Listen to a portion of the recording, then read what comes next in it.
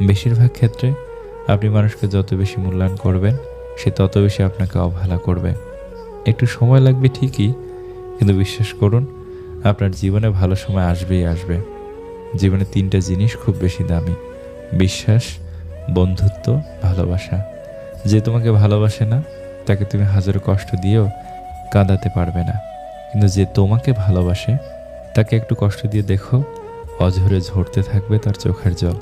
মানুষ কতক্ষণ তোমাকে ভালো বলবে জানো? যতক্ষণ তুমি তাদের অন্যায়গুলো মুখ বুজে সহ্য করবে।